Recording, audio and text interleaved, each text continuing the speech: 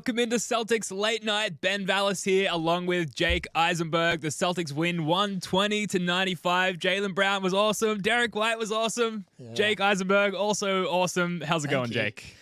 Thank you. Happy to be here. We're back. Lucky hat.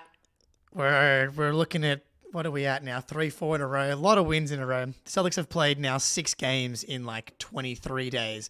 We've had just not nearly enough Celtics basketball. And today I felt like, I got what I needed, to get me back on track. The Celtics drugs right back into the system. This one was great. And, I watched this one on delay and had to work. Ridiculous actually. I had to work and so I wasn't able to watch this one live. And so whenever I do that and I watch it on media freeze, I feel like I'm just operating in this alternate universe. And I'm like, is someone injured? Did something happen? What's going to happen? Like everyone knows except for me, what's going to happen. And so you don't see any of the discourse. And then also you experience the game with no breaks. In isolation as well. Yeah, in isolation, no breaks. So when you get frustrated with the thing, Joe calls a timeout. You don't have to sit through the frustration of the 3 minutes. You don't have to sit through halftime. You're just like straight back into it. Mm-hmm. And this game, like, they obviously were kind of just up 10 for the entirety of the game, pretty much. But in the first half, it was like, okay, we got up anywhere between 9 to 16. We couldn't quite push the lead into like, okay, we're in blowout territory. They kept kind of like hanging on. And that was for a variety of reasons. The C's couldn't quite hit a couple of threes to push things out in that first half. Like they only shot 20-something% from three. Yeah, 27% from three in the first half. And obviously that flipped in the second half. And it was like Pritchard had 2 in and outs. Drew Holiday had an in and out. Tatum got close to the rim a couple times. But it felt like they were just a small tipping point away from blowing this thing out. And halfway through the third quarter, we finally got it. Yeah, and at the same time, a small tipping point from Donovan Mitchell going crazy and bringing it back to a tie game or even taking the lead, which they did for a brief moment in the first quarter. After the game, Jaylen Brown, who was awesome, talked about why the game was close early, particularly in the first half. Defense, got to defend. I think the game was closer because we wasn't really making shots, but they were scoring on the other end. We gave up a lot of baskets. I think what allowed the game to open up is that we kept defending, and then the shots started going in. So defense, being able to get stops allows us to play like kind of the lifestyle that we want, and that's get up shots, get up threes.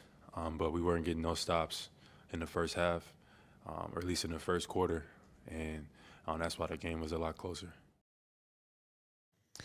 Yeah, it took them a while to ratchet up the defense in this one. It wasn't great to begin with, but as a team and as a Derek White, so prolific offensively that like it kind of didn't matter. I'll get to the defense in a second. You mentioned the 3-point shooting disparity, 22% from 3 in the first half, like you said. We ended the game shooting... Okay, 27, sorry. Yeah. We ended the game shooting just under 40% from 3. We shot over 50% from 3 in the second half. On the margins, we out-rebounded the shit out of them, a lot due to Luke Cornett, who we will get to as well. We'll get to the individual performances shortly. 92-90 on the field goal attempts, so that was kind of a wash as far as the shot margin. Jaylen and Derek, they did the bulk of the scoring, but the pressure put the Cavs defense... Sorry, let me start that again. Again, pitfalls of doing this show live. The pressure on the Cavs defense was coming from everywhere. So while the bulk of the scoring came from Jaylen and Derek, there's threats all over the court for the Celtics. And that means single coverage for everybody except for Jason Tatum. And it puts everybody in a position to cook. And in this case, it was Jaylen and Derek. But really, throughout the rest of the course of the series, we'll see how that goes. But you can see that scoring punch coming from pretty much everybody, especially as long as that defensive focus remains as it is on Jason Tatum, like it was in this one. Yeah, this is the point of this team, is that they are a team. Like in every sense of the word, like up and down this roster, man, everyone just contributes up and down. Like Hauser goes, 0 for 1, but I thought he came out there and like had a nice defensive possession on I want to say it was actually Donovan Mitchell. I forget who exactly it was, but he was fine. Didn't hit a shot. He took one shot. But that you're absolutely right. It's the pressure points across the roster. Like Horford, Holiday, Pritchard, Tatum all have like 40, low 40s or high 30% field goal percentage, and it doesn't matter because it always feels like there's going to be one or two guys that hits that high level of efficiency, and then that's all you really need for it to even out, for it to be as prolific as it ends up being. Like you end up getting up 120 points, and your shooting splits are great. But yeah, I think I loved Jalen being like, if we didn't we weren't able to like actually live the lifestyle, that we like to live. I was like, Missoula ball has progressed from being, a basketball philosophy to a lifestyle. Missoula ball has become a way of life. And I'm like, there's Buddhism, Judaism, and there's Missoula ball for the highest level of enlightenment. I want that T-shirt. Let's print that shit up. Get it in the merch store, which you can find the merch store at least, and then the links in the description below. So yeah, sticking at sort of macro level offensively, we certainly did go at Darius Garland. That was no secret. That was going to be a strategy. Poor Darius Garland, who did not have a particularly good game on either side of the ball. He is small. And similar approach to that of the Miami Heat, where like in the Heat's case, Tyler Hero was clearly the target, but we didn't like overreach in that facet on that corner of the pantry. It was sort of a nice diverse attack towards the Cavs, but certainly Darius Garland was not spared. And then the Celtics getting to the rim at ease in this game. No Bam Adebayo, he's not walking through that door from the Cavs' perspective. Jarrett Allen can barely breathe while he tries to sleep at night. Apparently, is like the almost verbatim update on his current health status. That was rough. Because I was fast forwarding through. I was like, I'm probably going to miss any Jarrett Allen updates. But then right at the end, they did both the Porzingis and the Allen update. And it's like, he can't lift his arms or sleep.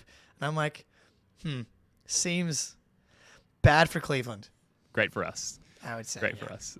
Not that we wish injury on anybody, but we're trying to win a fucking championship. So come on. So offensively, obviously that's it at a macro level, and there's some great individual performances that we want to get to. But defensively, our guy, Wayne Spoonie, he had a great piece go up on Celtics blog yesterday. The link is in the description below right now on how Joe Mazzulla will walk the tightrope between sticking with the scheme and having to react on the fly based on how the opposition is playing, and how Joe has sensibly been better at not overreacting to early results and sticking with the scheme. And he did that in this game. We were switching 1 through 4. Drew starting a lot of possessions out on Donovan Mitchell, playing drop against screens defended by our 5, so Horford or Luke, and I think Tillman came in for a few minutes there. Maybe our 5 came up a little more in drop, but that was sort of the extent of the adjustments. They were hot shooting early. Okoro hit 3 threes, I think, in the first half. Donovan Mitchell was everywhere, prolifically shooting from 3. We didn't overreact. We stuck with the same coverage. Maybe we ratcheted up the effort a little bit there, Jake, but for the most part, we stuck with the game plan. And obviously, it bears out in the score and the result. It worked to our benefit. Yeah, you absolutely don't want to overreact in game 1.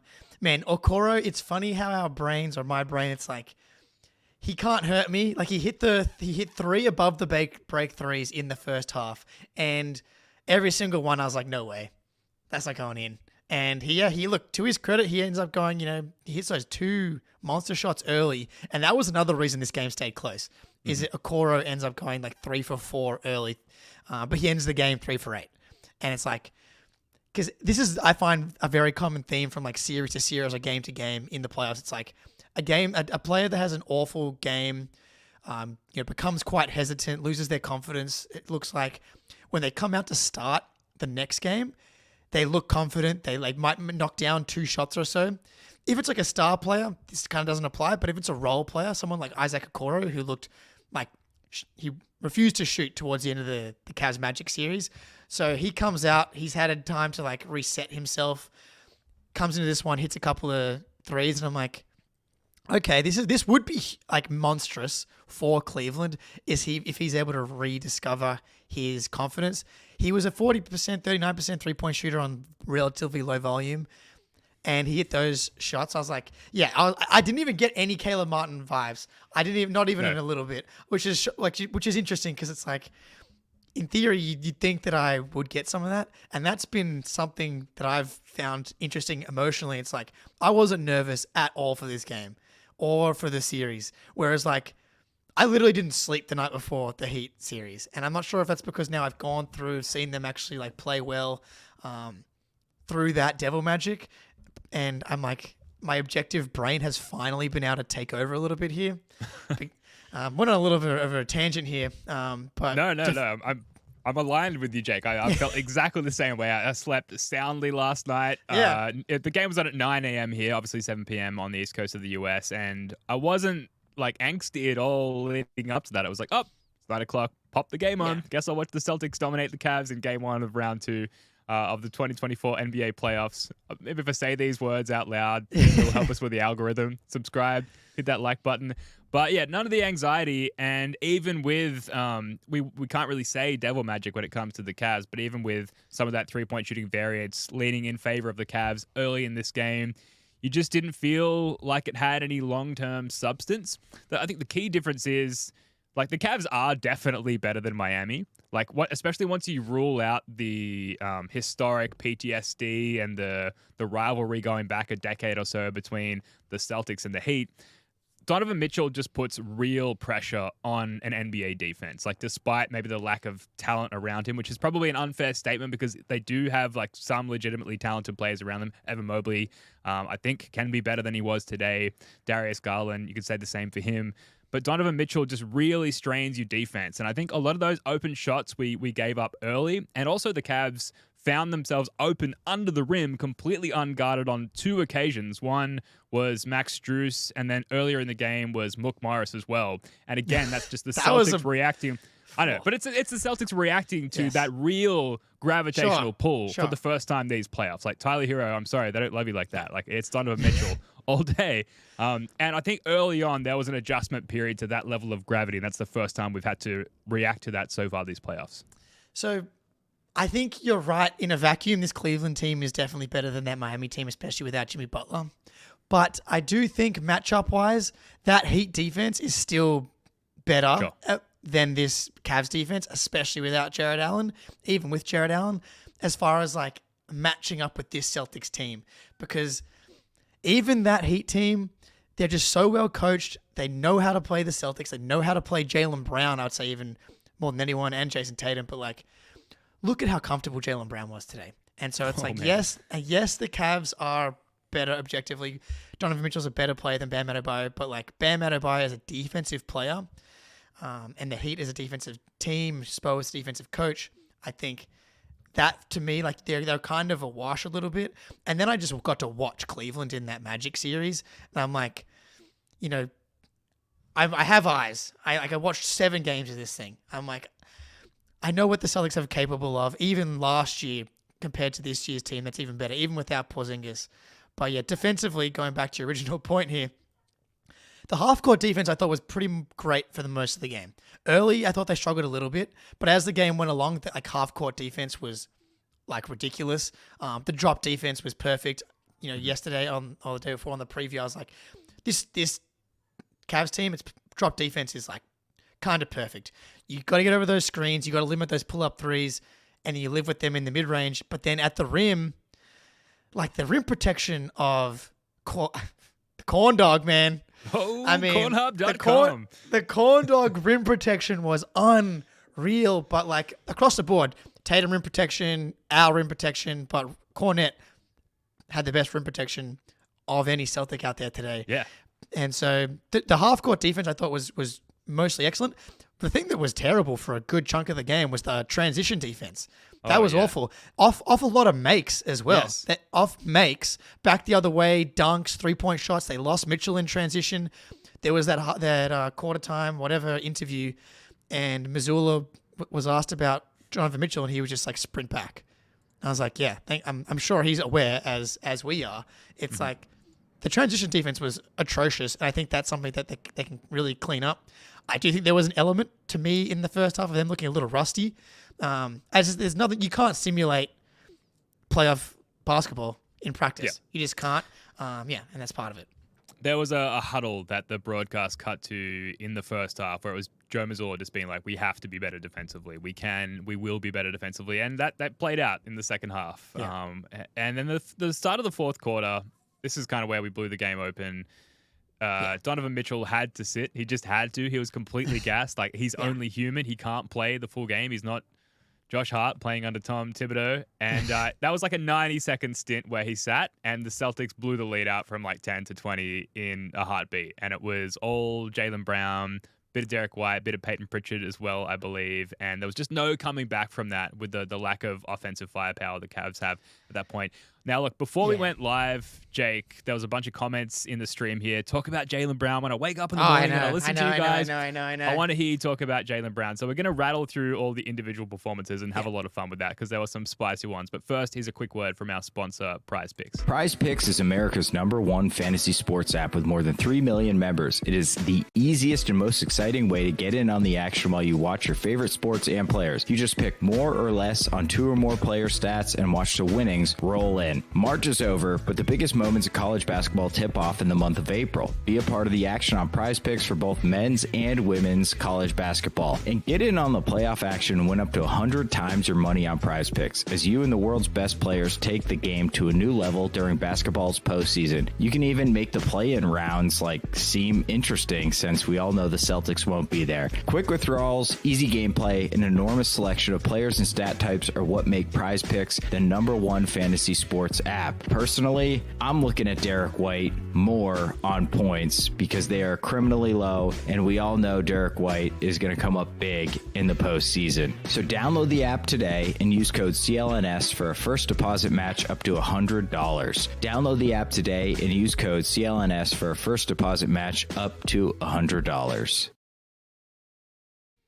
Shout out to the dulcet tones of Wayne Spooney there, Jake, with the awesome Prize Picks ad read. And you got to check out Wayne Spooney's latest write-up. I mentioned it earlier on CelticsBlog.com about Joe Mazzulla walking the tightrope of decision-making and adjustment-making throughout the course of a playoff game and a playoff series. A really good read and a really unique look at the coaching perspective on playoff series for the Celtics in general. Prize Picks, download the app, use that code CLNS, get that $100 deposit first match, and supplement your hoops viewing experience. Go less or more on various picks through Celtics players and other NBA players and teams, and it's a really fun way to supplement your existing enjoyment of the NBA. But Jake, Jaylen Brown, speaking of enjoying the NBA, he was incredible. We suspected in our series preview pod that this might be more of a series for Jaylen compared to that of the Heat series. And it's only one game, but certainly seems to be the case. What do you think of Jaylen's performance in this one? Oh, boy, man. This is one of the best Jaylen Brown playoff games ever, I think. Mm-hmm. This was as complete of a game you're going to get from any player, let alone just specifically Jaylen Brown. What do you want? The 30-plus points on ridiculous efficiency, the 100% from the free throw line. Just noting something that I've been tracking closely. Jaylen Brown has remained 100% from the free throw line since Tyler Hero headbutted Jaylen Brown's elbow in Game 5 of the first round. Thank you, Tyler Hero. It's like the movie Rookie of the Year where that guy broke his arm and became a Major League pitcher when he was in high school or something. I'm hoping that shout out Harrison Fagan on Twitter for that joke. And so they don't have anything for him. And I said it with the difference between this team and the Heat. Teams, I don't know if teams don't know how to do it like the Heat do it, or if it's like a confidence. It's just purely, it is a little devil magic-y where he's overthinking against the Heat, it felt like at times, even though he ends up having a good efficiency series against the Heat. He was so much more in control in today's game. This was the version of Jaylen Brown that we saw for the majority of the season. The guy that was 240 pounds, 6'6", improved decision-making, improved shot-making, improved at the rim, improved in every aspect of his game. This is the reason why he deserves to be All-NBA this year, to drop 32 on 12 for 18.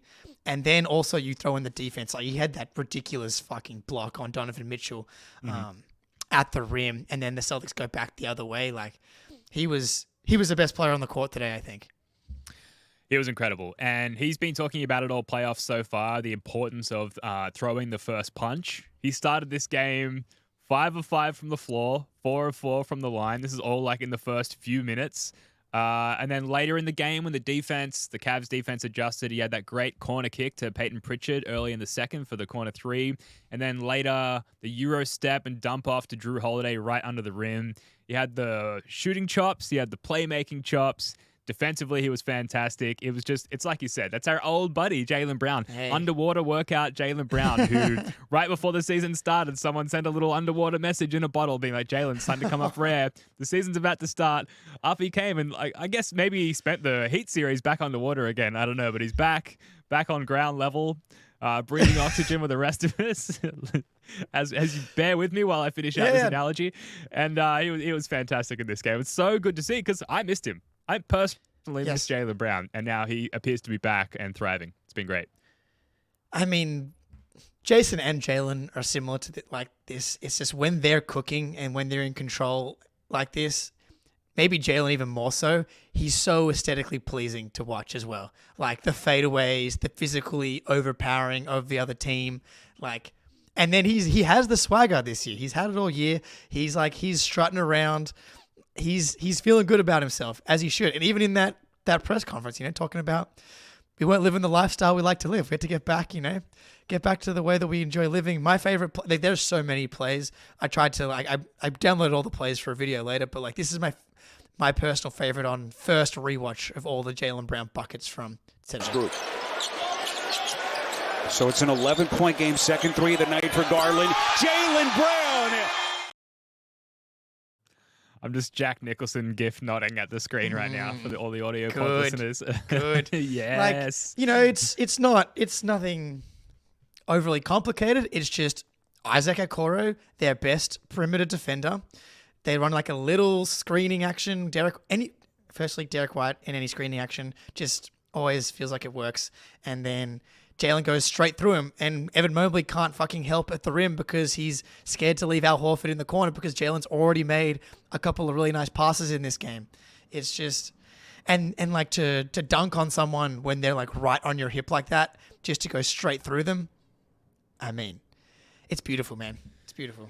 I'm just so glad he's back. We need that version of Jaylen Brown. We need there's a lot of good talent, especially out west, and we'll end the pod talking about the playoff series out west and also Knicks Pacers. A lot of talent around the league, and we need the best versions of all of our players. So it's nice to see a glimpse of that version of Jaylen Brown again. Speaking of the best version of just humanity, Derek White. Oh my God, dude. Dude, his form, his 3-point form, not a hitch in sight. Not a fault. It's a flawless shooting form at this point.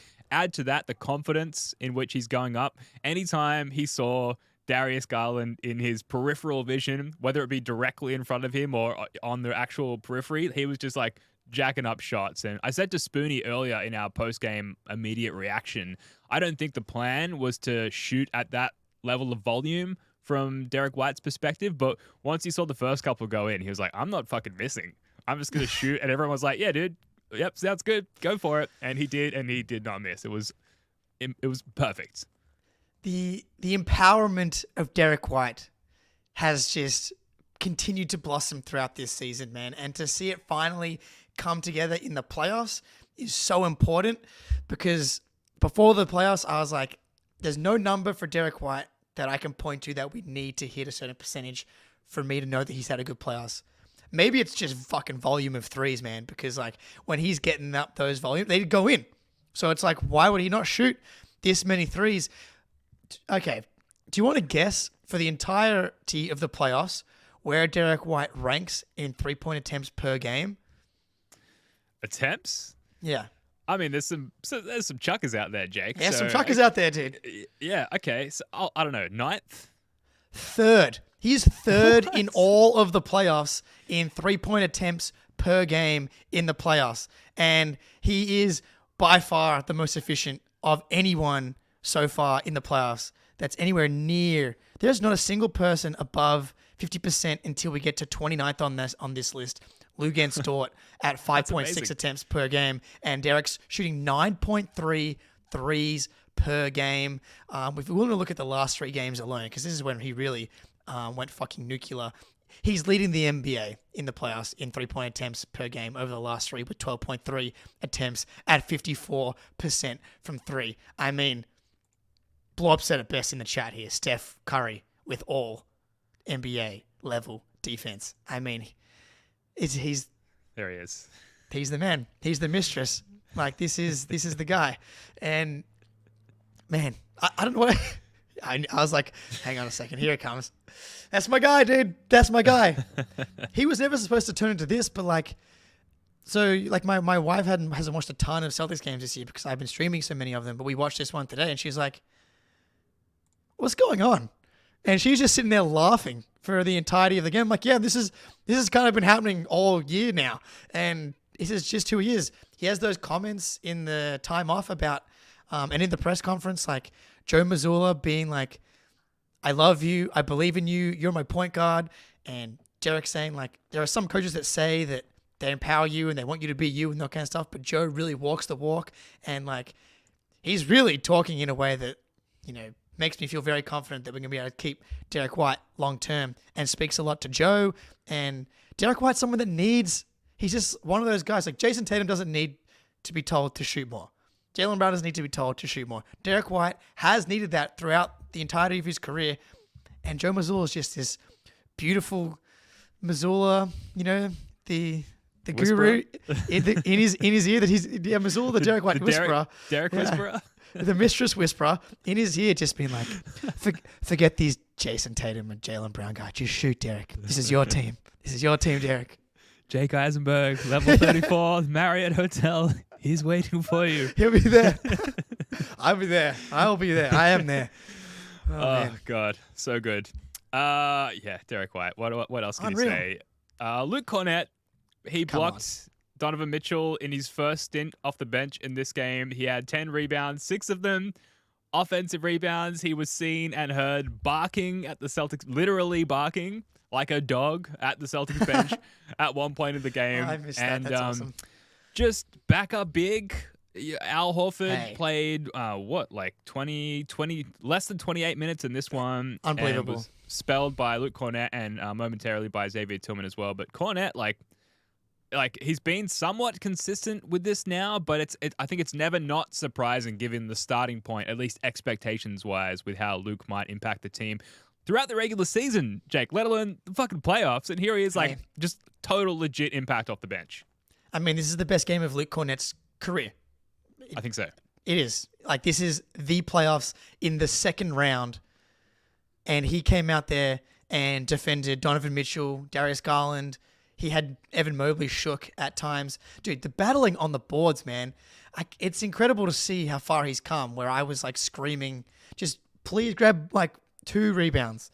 For him to now grab 6 offensive rebounds in a playoff game is huge, dude. And, like, we had Tony Pester from the Cavs side of things on the pod, and I was like, I think Cavs fans are going to really get annoyed by how effective Luke Cornett is. Because, in theory, it's like Kristaps Porzingis is out. We have a slither of a chance to at least make this series competitive. But I'm like, especially from a defensive perspective, I'm not sure I think there's a drop-off between Kristaps Porzingis' rim protection and Cornett's. But the infrastructure of the Celtics defense is not compromised really by having Cornett out there instead of Kristaps Porzingis. Obviously, there's an offensive difference. But yeah, Tony's last name not being Pastor is a travesty. One of the more underrated names for Tony's name, which I've learned recently, is Tony Pesto. So I know Tony Pastor, but don't forget Tony Pesto as well.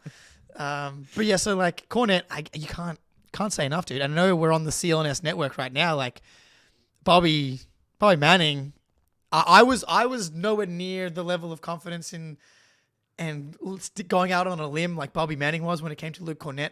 But going back to, I don't even know if it was the last season or this season, but I like to think that I was the highest on Luke Cornett out of anyone.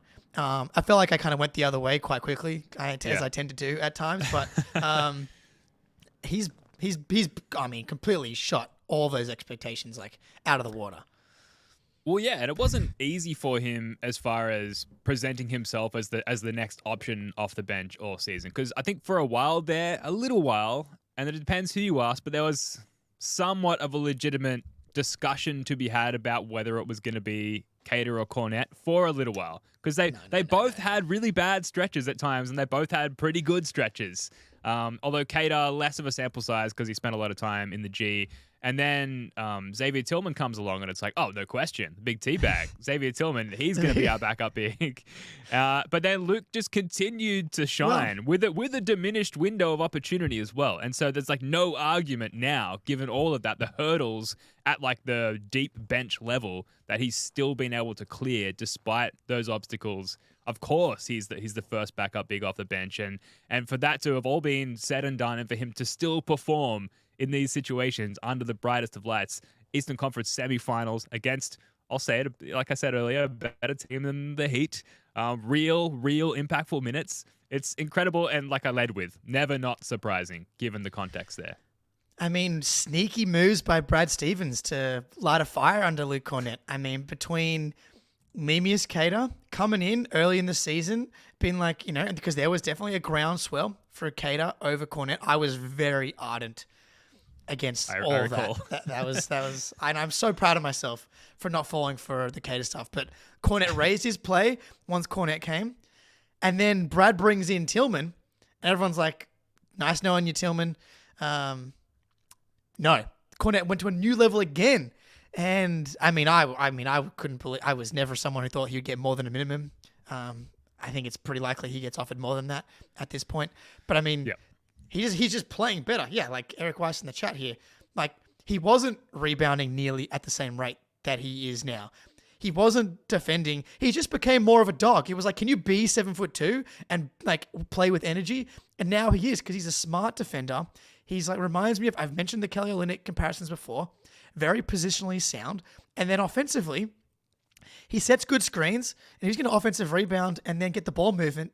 I mean, the drop-off is just not going to be that big in a series like this, where you don't necessarily need to scrounge points out of the mud, where that's where Kristaps Porzingis becomes so important. It's like, oh my God, we just hit a 32-foot 3-point shot and we had nothing going. And maybe that's game 2 for Cornette though. Well, yeah, you mentioned Porzingis, and there's like better and better, like more optimistic sort of hints about where he's at in his recovery coming out. Steve Bulpett had something today where he spoke to a Cavs insider, and they were like, we're not positive that we won't see Kristaps Porzingis at some point in this series. When KP does eventually come back, is there something positive to be gleaned from this Cornette experience? Like maybe Cornette can continue to spell and limit KP's minute load going forward? Absolutely. I think it's a great call, and it depends on the matchups, obviously. But against like a Brunson, similar to Donovan Mitchell, you're going to be playing drop, and he's just really good in drop coverage. And you have these perimeter defenders coming over the top, forcing guys into some slightly more off balance, slightly more contested positions. Just like someone gets into foul trouble, here comes Luke Cornette. Horford's Horford's getting a little worn down. And here comes Cornette. And Tillman, man. Brad Stevens, really fucking good job. And again, this is like, do I expect Cornette maybe to be impactful in the finals or conference finals? Conference finals, yeah, especially if it's going to be the Knicks. But like, more importantly, he's allowing us to get there potentially in less games. Like if we get the Luke Cornette that people kind of, the idea of Luke Cornette before the season started or last year, maybe this game's a lot closer, and then we don't. Who knows what happens? But he legitimately like helped push this lead out. Yeah, he was fantastic. When we come back, we're gonna have the Tatum discussion. Tatum has been somewhat like dominating the online discussion circles since this game, and for not all good reasons, which I think is a little overblown. We'll get to that, but first, here's a quick word from the sponsors of ours over at the Game Time app. The NBA playoffs have been awesome so far, so it's hard to not think about trying to get to a couple of games. Game Time is an authorized ticket marketplace of the NBA, which makes getting playoff tickets even faster and easier. Prices on the Game Time app actually go down closer to tip-off, which makes it great for last-minute decisions to maybe fly to Boston for the NBA Finals. My dad is literally on the way to Boston from Sydney right now for Game 1 of the second round, and he used Game Time to get his tickets. Game Time has awesome features like seat views. You get a sweet panoramic view from your seat in the app before you buy. You get a lowest price guarantee, event cancellation protection, and job loss protection. Take the guesswork out of buying NBA tickets with Game Time. Download the Game Time app, create an account, and use code CLNS for $20 off your first purchase. Terms apply. Again, create an account and redeem code CLNS for $20 off. Download Game Time today. Last minute tickets, lowest price, guaranteed. The Game Time app, basically, if you're going to buy tickets, use the Game Time app because it's a really good, intuitive, and modern platform for doing so. And you can use that code CLNS for a $20 discount on your $20, 20%. I should really get to know the materials before I promote them. For a discount on your purchase, a worthwhile discount. Jake, your dad was at the game tonight, used Game Time, got a discount, got himself in the building, and did he meet anyone special while he was in the building? Big celebrity today. No, none other than the Dr. Bill Simmons. Holy shit. So Bill Simmons' dad, senior, senior in the concourse of TD Garden. I'm excited to hear what the conversation was like. I'm hoping that Dad passed on the podcast information, which I'm sure Dr. Simmons will pass directly to Bill, and we'll have an email That's in how it short works. order. That's how it works, baby. Yep. Dad's got boots on the ground for us in Boston, which is fantastic. But no, I mean, they were asleep by the time that I finished the game and reached out. But I've got a ton of content from the game today, which is awesome. Hopefully 12 shirts from the game to spread out amongst us. But yeah, Game Time helped get those tickets. They were like right on center court, like 12 rows back, reasonably priced. And yeah, man. And I guess Dad's undefeated in this year's playoff run in games that he attends. So actually, he's 3-0 in Celtics games attended in the Tatum Brown era in the playoffs. So we might have to keep him out there. Crowd fund. Let's get him in Boston for the foreseeable future until mid-June. That'd be nice. All right, Jason Tatum, 7 of 19 from the floor, 0 of 5 from 3, perfect from the line on low volume, 4 of 4, dominant on the boards, 11 rebounds, 5 assists, 18 points, and a plus 18. 3 blocks as well you got to throw in there while limiting himself to 1 turnover only. So, and yet, like, looking at that line, like, not the Tatum game that I think a lot of people expect. He also had a sick block on Donovan Mitchell to start the third quarter to really set the tone there. But I will call it a bad offensive game from Tatum, even though I think, if you watch the game not even that closely, I think his impact is clear. And I mentioned he's been discussed a lot in various circles quite a bit since this game. There seems to be 2 camps here, Jake. One, Tatum is not a real superstar. Where's his scoring punch? Why doesn't he assert himself? We're going to need him to be better and more assertive the deeper we get into the playoffs. That's camp number 1. The other camp, I'm in this camp. Tatum is appropriately deferential. He understands his gravity and thus his role. He is out there every night performing from a superstar's perspective, making the ultimate sacrifice. So where do you stand? What side of the fence are you on? He's playing the right way. I don't think the process was bad at all. I think there was a little bit where I thought he definitely settled a little bit too much for mid-range jump shots. But then there's plenty of people that are like, I want the mid-range jump shot to be more part of his game. He just has never been able to like consistently hit those mid-range jump shots at a high enough clip. Like it always comes out to like a weirdly uncanny consistent number at like 37 to 39% from the mid-range. And so if he's going to shoot that well from the mid-range, he may as well just be shooting threes. He should continue to shoot a couple of them because it's just good to keep the defense off balance, and defenses are still selling out to stop him in like the mid-post range. Excellent rebounding, excellent defense. I do think first half, and then he wasn't excellent. Defensively, there was like that one play he got blown by Donovan Mitchell, and I was like, he's been fine and good, but not excellent. And then in the second half, I thought the defense stepped up and rebounding was excellent throughout, which is he's our most important rebounder on this team. And then like you go back and watch like some of the zone possessions the Cavs were playing. and you freeze it, there's so much attention being paid to Tatum. A big reason why Jalen is able to do what he's doing is because like they're playing single coverage on him a lot. And we'll see if that adjusts and it ends up being more of a Tatum, more of a whoever game.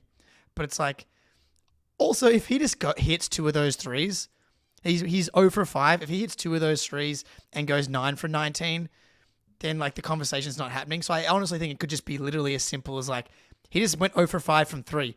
And he's a better 3-point shooter than that. Like if he makes one of those threes, goes 1 for 5 and one of those mid-ranges, then we're adding 5 points and the efficiency doesn't look so bad. And it's like, who cares? And still, I'm in the who cares camp because he's playing the right way. He has the 1 turnover. He's not forcing it. There have been times in previous playoff runs where he hasn't had it going and he's been destructive. And that's, again, going back to the superpower of this team. There's so much talent. The emergence of Derek White, Jaylen Brown on a heater, like Peyton Pritchard. Drew Holiday wasn't super efficient tonight, but like there's so many weapons on this team. There's no point in forcing it when he doesn't have to. He's playing the right way. He is Jason Tatum. He's doing it in his own way. 25-point win. Everybody fucking calm down. Yeah, and I know it's tough because then you look around the league and it's like Anthony Edwards is obviously the name that comes to mind. Like there's other superstar wings or superstar players who have no choice but to assert themselves and if successful are leading their teams to victories and they grab all the headlines, they get the attention of the Bill Simmonses of the world, and we're sitting here singing the praises of Jason Tatum and frustrated that he's not putting himself into that conversation. But meanwhile, like playing winning basketball, they've lost 1 game in the playoffs thus far. I know the Wolves have lost none. Anthony Edwards has lost none, but he's playing winning basketball. And then you mentioned it, Jaylen Brown, he's going up against single coverage. Derek White going up against single coverage. Meanwhile, you look at Jason Tatum, how he's being guarded in this game. We've got a screenshot here that I took from our Discord channel, the link for which is in the description below. Look at how the Cavs are loading up on Jason Tatum. Like there's just nothing going there. So many passing options, so you have to forgive him for being differential. It's the way that he can play a winning game. Like just look at that. If you're listening to the audio podcast, it's just the entire Cavs team. 3 of them basically directly in front of Jason Tatum, and then 2 blocking any potential drive to the paint. Like just the game plan is clearly just to stop Tatum from being able to score in this one. I think he knows that. And then Anthony Modica had this on Twitter. I found it because Greeny retweeted it. It says Tatum knows, and then it's got 3 quotes from Bill Russell. One is, create unselfishness is the most important team attribute. Next one is, the most important measure of how good a game I played was how much better I made my teammates play. And then the final one is, the only important statistic is the final score. And Tatum right now, you know, no matter how you feel about it, he's the embodiment of that mindset, of that approach, which is just like, win the fucking game. I don't care. Yeah, and at 26 years old, you can't overstate like the level of maturity that he is embodying to be at that point, because I don't think I've ever known or heard of a 26-year-old who has conducted themselves at that level of maturity in any profession. So props to Tatum. I know he's not putting up the numbers. I know he's not getting the headlines, but he's playing the way that he needs to play for this team to win. So Bill Russell, obviously he knows what he's talking about, just a little bit about winning titles, right? And I had like a small bout of insomnia in the lead up to the Celtics game. And in order to like get myself to go to sleep, like I was like, what can I do before bed that's going to like really like just get this brain to settle down? Started reading the big book of basketball from the beginning. So I'm like, you know what? That's just like, that's a layup for my brain. It just settles right into like into a comatose state. And whatever you think of Bill Simmons, whatever, but that chapter on The Secret where he has that conversation with Isaiah Thomas, and Isaiah Thomas talks about the sacrifice, and Larry Bird, all these guys, the comparisons between Wilt Chamberlain and Bill Russell, all the greats had to figure out the secret at some point. There have been some examples of talent winning out without needing the secret. Shaq and Kobe come to mind. But like, this Celtics team is at its best when Tatum is playing this way. The only thing that's bad and frustrating about this game, he didn't make enough shots. And like, he got, there was at least one where he got hacked on, which he didn't get the call on. This is purely he missed jump shots game. If he makes 3 more jump shots, this is just not happening at all. That's literally it. Whereas it's funny, shooting variance is just a thing. It's just like Anthony Edwards is having a crazy hot shooting start to the playoffs. If that continues, then we might be fucked. But like he's shooting like 60+% in the mid range, 50+% on like pull up threes and stuff, like a really ridiculously unsustainable type of shooting. Whereas like Tatum's kind of having the opposite right now. And it's like, well, if you want to, spin zone this thing, it's going to flip at some point in Tatum's favor. And we don't really need it to flip in Tatum's favor right now. Let's hope that he goes 50% from 3 in the finals. And then we're good to go. That's the thing. Like, selfishly, you do want the occasional reminder that he can be quote unquote him when necessary. And like, he's been around for a while. JT is 26. He's been in the league for 7 years or so. Multiple instances of dominant playoff performances, particularly with his back up against the wall, and that's just not been a factor so far this year. That said, it would be nice to just have a recent reminder that he can be that guy when necessary. But at the same time, the reason we've been this good is because he hasn't asserted himself in that way. So we can kind of go around the track on this forever. I think it could be both. Paradoxical. It's like we're going to need him to shoot better than 6 for whatever he was today if we're going to want to win the NBA Finals. I think that's most likely totally fair. But the point is they can still win games against really good teams even if he's not having incredible nights. Same with Anthony Edwards. His worst game of the playoffs where he was like 3 for 15 or whatever it was, or 3 for 12. They won the game by 20. Like, both teams are fucking stacked. And and both players can really impact the game without scoring. And that's what I've always loved about Tatum. And that's what's frustrating about this whole Anthony Edwards thing. It's like turning me into a hater. It's like, I love Anthony Edwards' game because he's actually really good outside of putting the ball in the basket. It's like, really good defender. Rebounds pretty well for his position. Good leader. It's like, Devin Booker, that's the problem, is when all those pretty jump shots don't go in. Not a good enough defender for his position. Not a plus rebounder. Not enough size to really take over a game with just physicality.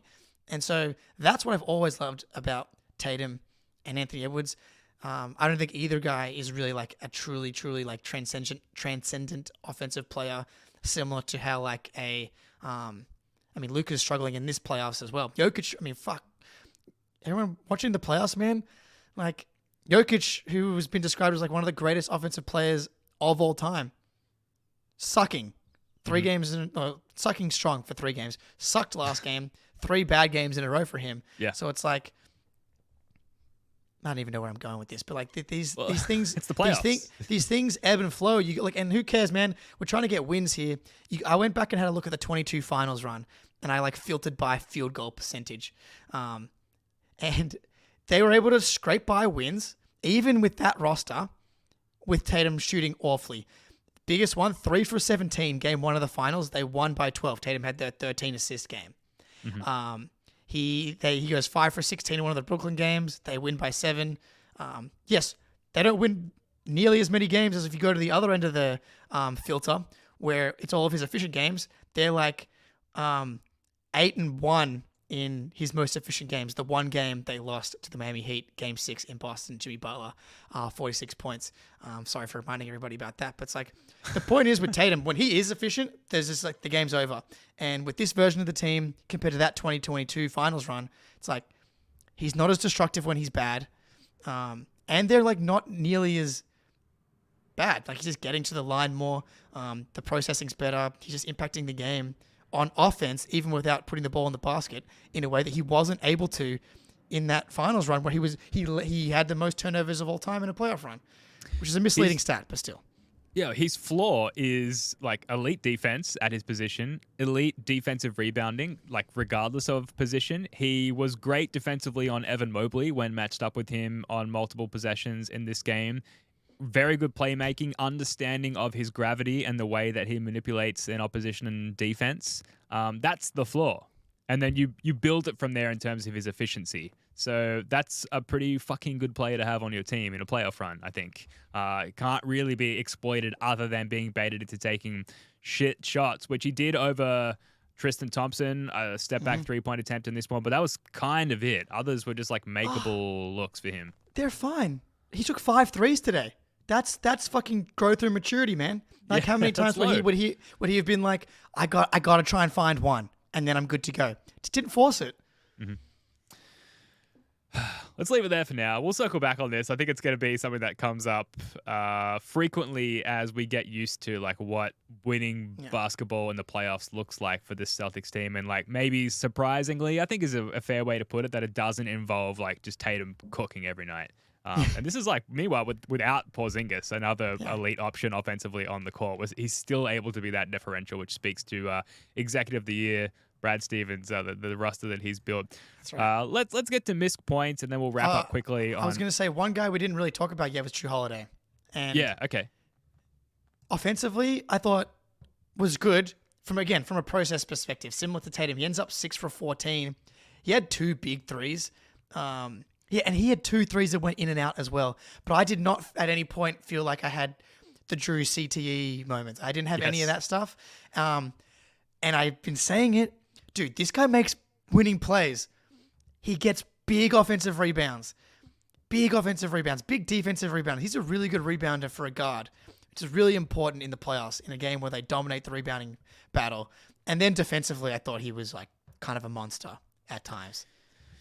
Yeah, I think it was late. Like I think his 2 offensive boards came in the fourth quarter, and they were really timely. There was a sort of a ramped up effort on both ends by guys on the court to make sure that like they were stifled. The Cavs were stifled in the fourth quarter, and there was like no way for them to come back. And Drew generated multiple like second chance opportunities rather. And 14 shot attempts is high, I think, for the playoffs for Drew. But yeah, there wasn't any. I think there was 1 3 where he dragged up a 3 in transition under duress, where you're like, what the fuck are you doing, Drew? But that was the one moment, and outside of that, like I thought he was pretty sensible with his looks. And then defensively, quarterbacking the defense, calling out the coverages, getting over screens, really important with Darius Garland and Donovan Mitchell for Derek White and Drew, the stock exchange, to be the best versions of themselves, and be like slippery, be able to get skinny at a moment's notice and like jump through screens and keep a hand up in front of the ball handlers for the Cavs. Drew and Derek defensively were incredible in those facets of the game. So yeah, I didn't walk away from this one having the usual like, I thought Drew could have been a lot better. Other than shooting slightly more efficiently, I thought his impact on the game was clear. And I can't say I'm getting used to it yet because it was a little bit hairy in that Heat series. I think similar to Jaylen Brown, like he's just not a player for a series against the Heat. But he was much improved in this one. Getting to missed points, Tillman, I don't think we really need to touch on. Like he just came on, I think, to help limit. Solid, yeah. I want to say he limited Al's minutes, but I think he only played with Al. Yes. And the reason I know that is because I was like, am I losing my vision, or are there 2 Als on the court right now? And like, shoot that 3 out. Oh, wait, no, that's Xavier Tillman. The usual stuff, basically. Yes. No, he was good. I thought, again, he makes plays. He's a dog. He fights. And the playoffs are so important from that perspective, man. Like, look at what the Knicks are doing, man. Getting to loose balls, getting offensive rebounds, just like, getting to a fucking ball is really important, and he's a guy that's just like going to battle every second he's out there, and he's strong. So that's all I really need from him. I love Peyton Pritchard's game. 5 of 12. He ended up hitting 4 threes by the end. 4 of 10, 40%. That's actually quite good, but obviously missed a lot of makeable attempts for Peyton Pritchard early in this one. In and out. Yeah, and you could see him getting frustrated with it, but then he stuck with it. Throughout the game, he was really good defensively, and he's someone that the Cavs, I don't think, can really exploit to the level that like a fully healthy Miami Heat could, and probably future opponents, if we are lucky enough to make it to future rounds, we'll go at Peyton Pritchard as well, but the Cavs just don't really have that in their arsenal. He was great defensively in this one. He kept it up. And I thought he did a good job of like still picking his spots and shooting the opportunities that came to him without being sort of discouraged by his shooting performance to that point of the game. And it sort of culminated in this end of third quarter shot by Peyton Mitchell Pritchard. on the launch. A little bit short. Rebound Pritchard. They got plenty of clock. Looking for some day late. Elevate. Splash!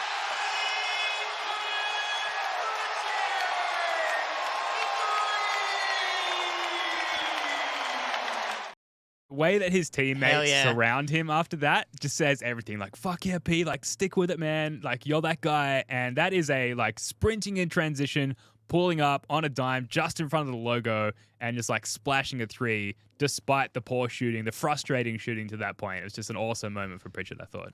Dude, it's one of the coolest random micro skills I've ever seen. He's just like really good at end of quarter buzzer beaters, like because he gets up the court quick and he's got really deep range when it comes to his 3-point shot. And you could tell how pumped he was afterwards. Like Drew's like hyping him up. I wish I could see the other angles. I want to see like Pritchard's face and like what he's saying. I'm guessing he's being like, "This is the shit that I do. This is what I," and like, cause Drew like comes up to him and daps him up, and then Drew kind of starts to laugh because at how hyped Pritchard is. This is what I'm guessing. Yeah. And I just really enjoyed that interaction because Drew was like, "Yeah, Pete, get it, Pete, let's go." Yeah, I loved that. I loved it because yeah, man, he's gonna have games. This is a series for him. I really like that. Like this series for Pritchard. Hell yeah. Any other missed points? The one other one I have is the Cavs going zone for 2 possessions in the fourth quarter and just not being a good time for the Cavs at all. Where it's like, oh, zone? That thing that we've seen 1,000 times in the last playoff series and like it's the thing that's been on the forefront of our minds in our preparation for last series. Oh, okay. Both possessions just completely eviscerated the zone. And they were like, okay, shit. And just like Homer Simpson fading back into the hedge. Yeah. Never mind. No more zone. See ya. My bad. I'm wondering if it's like, well, the Heat do it, so you know they've beaten the Celtics before. Maybe we should try it. You should not try it. That time has passed. Please And- keep trying it. Yeah, but please try again. Yeah. That would be lovely. Yeah, no. Other than that, no, I don't have anything else that we covered at all. All right, cool. Well, let's just zip around the league very quickly. The big news coming out of today is Mitchell Robinson effectively out for the rest of the playoffs. So he re-aggravated his ankle injury and he's going to miss 6 to 8 weeks. So effectively ending his season. And obviously big news for the Celtics if they do progress to the next round. The Knicks obviously up 1-0 under suspicious circumstances, some dodgy calls at the end of that Knicks-Pacers game. But, you know, they obviously, it's advantage Knicks right now, given that they have the lead in that series. If we do face them, their rotation was already crazy short because Tibbs is just a madman with his approach there. Now they're missing their starting big. Someone where you're like, we really need Kristaps back because we need to keep guys like Mitchell Robinson out of the paint. He's no longer a factor. Jake, reacting to this in real time, what do you think? I know. Yes, I didn't know about the Mitchell Robinson thing. He didn't play. He only played 11 minutes in yesterday's game anyway. But they have Precious Achiuwa. He's not as good or as impactful as Mitchell Robinson. The big That's sneeze. like obvious.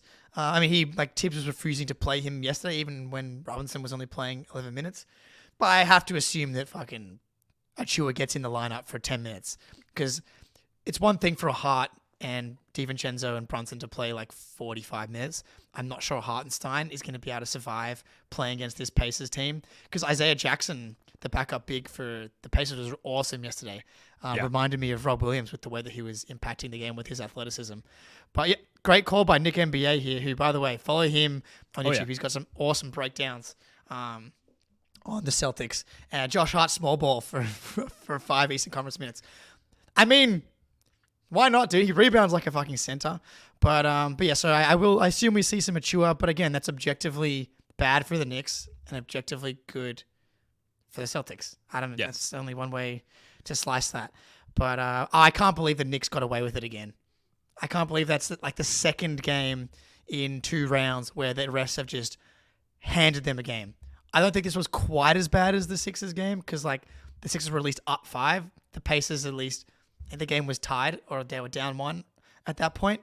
But for them to not call, like to miss the foot violation, which was going to be a fast break layup, and then call that offensive foul, and then not call the offensive foul on DiVincenzo all in the span of like 60 seconds of game time was an atrocity. An atrocity. So that was nonsense. The Knicks should be down 0-1, but it is what it is. Yeah, but we'll take them without their starting center if they Sure. do progress to the next round. That's looking spicy for the Celtics again. If we are lucky enough to progress, which taking from game 1, it seems like we're in the driver's seat there. Looking around the league elsewhere, OKC, Mavs, like I expected OKC to come out and win this game. I expect them to win that series. I didn't catch the full game, but I didn't see/hear of anything surprising there. You got something, Jake? Well, I've only seen the score, so I haven't had a chance to watch it. I'm going to watch it after this, but looks like they blew him out, and Luka, from what I've seen, did not look very good again. People are saying he's injured or whatever. Tatum never gets those excuses, but Luka Doncic, 6 for 19.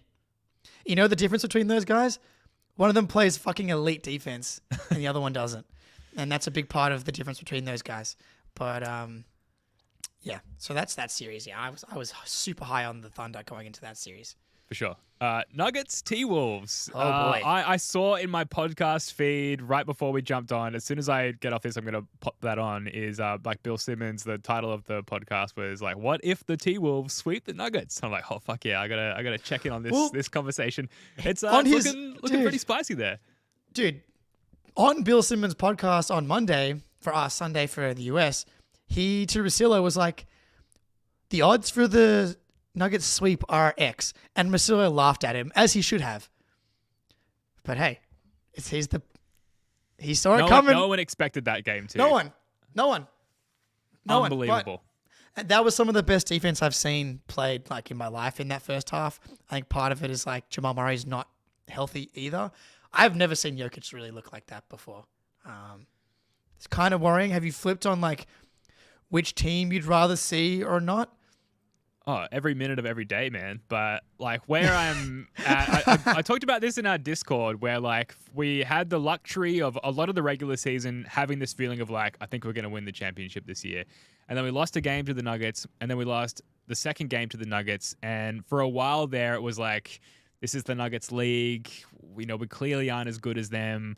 We might win the East, but we're going to come up against this juggernaut, this reigning champion, and that's going to be really tough. And to see the Nuggets falter like this, I've got some of those positively intrusive thoughts coming back into my mind, Jake, and especially the Mitchell Robinson news. I'm like, things are really lining up for the Celtics, and are all these West teams going to beat each other up? And, is it just going to be not a given for the Celtics to win, but is it going to be as easy as possible of a run to the title for the Celtics? And this is where I start to catch myself because I somewhat believe in jinxes and stuff like that. But as far as a preferred opponent, I do think we match up better against the Wolves than the Nuggets. I think what the Wolves possess to slow down Jokic, we don't necessarily possess ourselves. And just like for like, roster piece to roster piece, we're a better matchup against the Wolves. So just the fact that there's like trouble in them waters just makes me feel better, makes me sleep better at night. Yeah, I'm absolutely there. We don't have an answer for Jokic in the way that the Timberwolves do. We just don't. I would definitely rather play the Timberwolves than the Nuggets. A little piece of what the Timberwolves' success is coming from is like the Phoenix defense is awful, and the Nuggets defense has been bad for the whole entire playoffs and was awful in that game yesterday. Part of that was because they couldn't fucking get us. They couldn't score. And so the Wolves were in transition for the entire game. So it's like hard to set your defense, but KCP looks hobbled. So like if he's going to be hobbled, then they don't really have someone to put on Anthony Edwards. And so he's just creating havoc all over the place. So OKC's defense is legit. And I think that they can give the Wolves real problems on that end. But yeah, give me the Wolves. Our defense, I think, matches up very well with those guys. And the Nuggets don't have the ball handling to really take advantage of Cat out there, especially like Jamal Murray has to be like at peak form. And right now he's like not. It's two things. I think the Wolves defense is insane and Murray's not right. And the thing with the depth KCP too. KCP, exactly. So those two guys not at 100%. They have no depth. They have no depth. They have nothing. And I was someone who was like, I have so much faith as long as they've got those five guys healthy. I'm a massive believer in Jokic. But, I mean, that's fucking out the window at this point. I'd be stunned, really, if the Nuggets came back. Yeah. I'm catching up with my Nuggets friend Dice. Yes. Next week, the plan is to watch some playoff games together, Yeah. including a Wolves Nuggets game, and I cannot wait. It's gonna be good. Yeah. Some potential Schadenfreude, some Yes. meta Schadenfreude for the next Schadenfreude report. Perfect. Yes, make sure you tell them that everybody from the First to the Floor team and family says hello, Dice. Sorry to hear that. Sorry to hear this is happening to you. Like I said, he knows that he's part of First to the Floor lore at this point. Excellent. Not a happy man there. Shout out Dicey if he's listening. All right, we've got to go. So before we do, please hit that like button, subscribe if you're new to the channel. Clicking the like button, subscribing, it tells the YouTube algorithm that people like this show and it puts the show in front of more people. Our goal is obviously to build as big an audience as possible because that makes us eligible for bigger guests. I've said it 1,000 times, but Brian Scalabrine apparently doesn't get out of bed for less than 20,000 subscribers, where we're bordering on 4K subs. I think we can probably get there in the next few days if people continue to subscribe and like at this rate. So please do us a solid and enact those calls to action. That's going to do it for this one. Thank you so much for joining us. I think the plan is, pending availability, to do another pod tomorrow with Spoonie and potentially a guest at TBC on that one. But regardless, we'll be back here live on YouTube immediately after Game 1. And then again with another edition of Celtics Late Night. Jake Eisenberg, love your work, mate. Until next time, go Celtics.